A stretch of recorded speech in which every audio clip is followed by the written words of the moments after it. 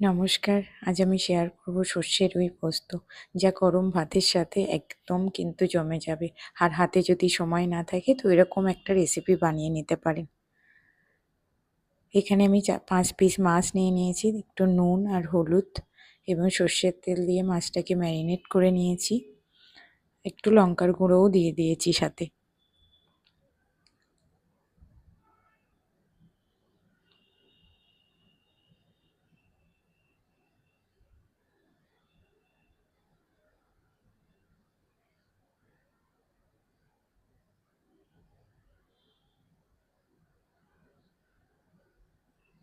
মাছটাকে এবার আমি সর্ষের তেল, আপনারা সাদা তেলেও ইউজ করতে পারেন।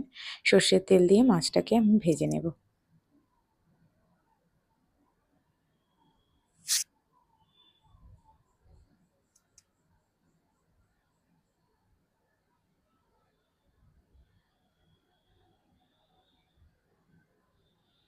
এখানে মাছটা ভাজা হয়ে গেছে।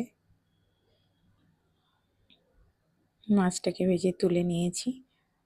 এবার আমি ওই তেলের মধ্যে একটু 1 চামচ হলুদ গুঁড়ো দিয়ে দিয়েছি, খুব অল্প। চেরা কাঁচা লঙ্কা দিয়ে দিলাম। আর 3 চামচ আমি এখানে পোস্ত বাটা দিয়ে দিয়েছি। মাছের পরিমাণ অনুযায়ী আপনারা পোস্ত বাটা দিতে পারেন। বাটি ধোয়া জলটাও সাথে দিয়ে দিলাম। আর পোস্তটাকে আমি হালকা হাতে নাড়াচাড়া করে নেব।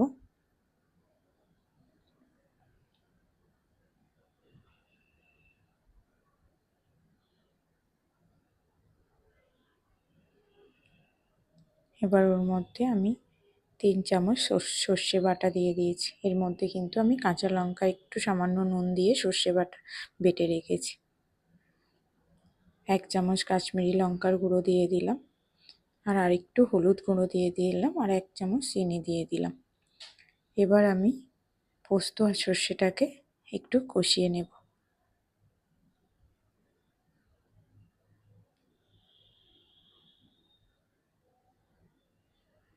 এবার ওর মধ্যে আমি 2 চামচ টক দই দিয়ে দিলাম। টক দই দিয়ে সর্ষে আর পোস্তর সাথে আবার একটু কষিয়ে নেব, যতক্ষণ না মশলা থেকে একটু তেল ছাড়ছে।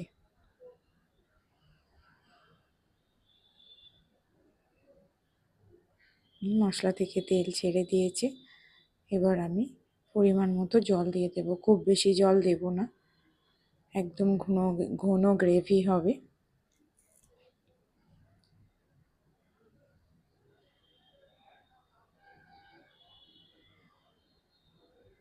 এবার আমি ভেজে রাখা মাছ, ঝোলটা ফুটলে আমি ভেজে রাখা মাছগুলো আমি দিয়ে দিলাম। অল্প একটু নুন দিলাম, কারণ আমি সর্ষেটা নুন দিয়ে বেটেছিলাম। বেশ কিছুক্ষণ ঢেকে রাখা, 10 থেকে 15 মিনিট ঢেকে রাখার পরে কিন্তু ঢাকনা খুলে একটু নাড়াচাড়া করে নামিয়ে নিলেই রেডি হয়ে যাবে সর্ষে পোস্ত। পারলে উপর থেকে সামান্য অল্প সর্ষের তেল ছড়িয়ে দিতে পারেন। হাতে যদি সময় না থাকে, মাছ দিয়ে পেঁয়াজ, আদা, রসুন ছাড়া এরকম একটা রেসিপি বানিয়ে নিতে পারেন। আর আমার এই রেসিপিটা কেমন লাগলো কমেন্ট করে অবশ্যই জানাবেন।